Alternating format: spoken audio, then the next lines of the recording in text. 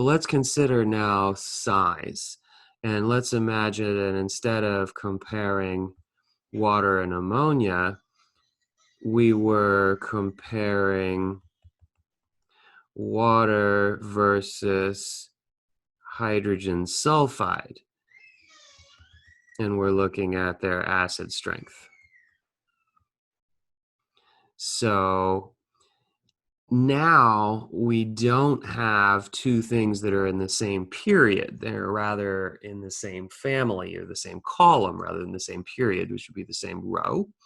And unfortunately, the electronegativity trend doesn't hold here.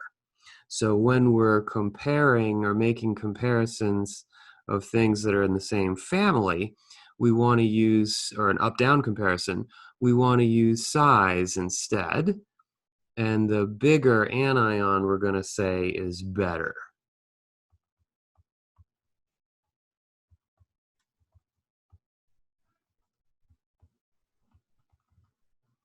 Now, this is something of an oversimplification in that the more real truth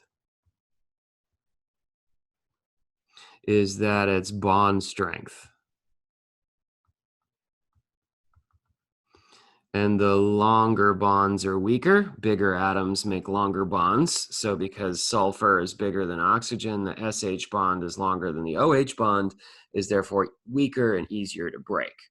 But we have a nice thing going with this idea of comparing charge stability, and so we can actually mold that size explanation to suit charge stability as well. So if we think about the conjugate bases, hydroxide and hydrogen sulfide, we have a negative on an oxygen versus a negative on a sulfur. We're going to say that the sulfur anion is bigger. We're making a size comparison or an up-down comparison. Bigger is better or more stable.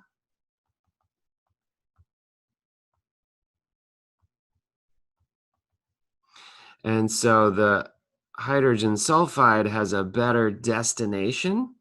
And so this would be the stronger acid.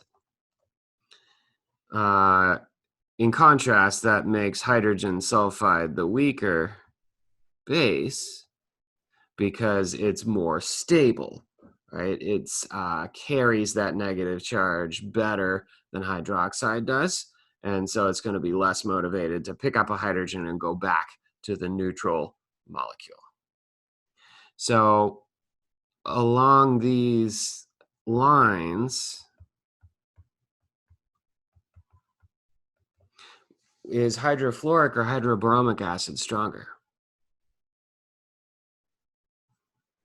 Considering the conjugate bases, fluoride and bromide, we want to realize if we're following the size trend, bromide is bigger, and that makes it more stable. That would make HBr the stronger. Make HBr the stronger acid.